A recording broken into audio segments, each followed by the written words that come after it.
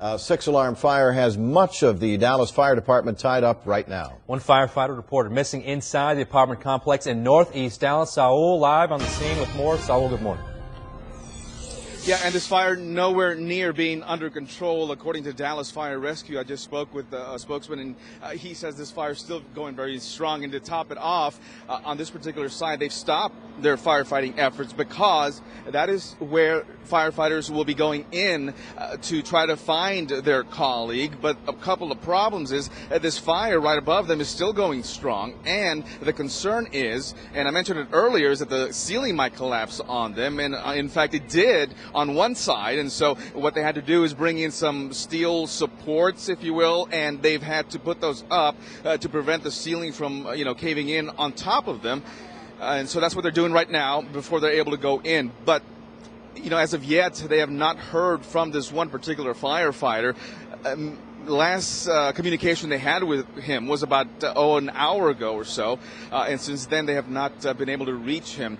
This went quickly to 6 alarms, started at 3 o'clock this morning here at these apartment complex over on 635 in Abrams, just north of 635. 24 units involved here, and it quickly spread. Firefighters went in initially, tried to fight this fire, but then they evacuated the building and went defensive, started fighting this fire from all directions. They also rescued 3 residents, including one elderly woman who was trapped on the 3rd floor. They rescued her using the big ladder truck. Obviously, she very thankful to Dallas Fire Rescue. Well, listen, these guys, there's no way that I could ever thank them enough for helping me.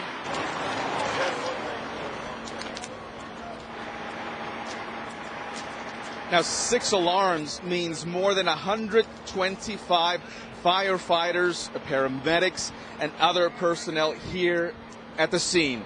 Does not happen very often, but a lot of challenges for firefighters with this particular fire, just because it spread so quickly. We've got a series of apartments in a row, and you also are dealing with the strong winds.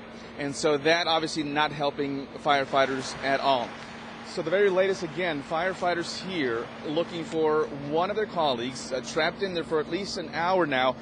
The fire chief, Louis Bright, arrived here on the scene just a little while ago. So some very tense moments as you can imagine, for firefighters out here trying to, fight this fire and also find their colleague who is still missing, trapped inside this burning building. Guys, back to you.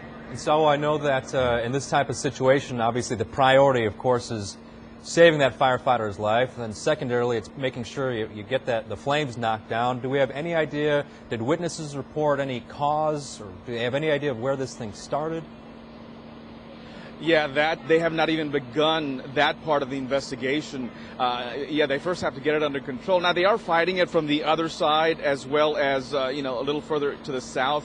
The fire's still going strong, but where we are in this particular section, they have not, or they are spraying very minimal water on it just because, again, they don't want to add that pressure and the weight of that water and what have you, onto that ceiling, which is very, right now, on the verge of collapsing. But yeah, in terms of the cause, that's very early in this investigation. Right now, nobody's saying, whether they, were cooking something or left a candle on, that sort of thing. Yeah, right now, very early to figure out the cause. All right, so thanks. And one element that the firefighters are dealing with out there, the wind, and there's also the heat and humidity that they have to deal with today. Right, which is why one of the reasons they called in reinforcements, because they need to give those guys a break after just a short time in there, Evan.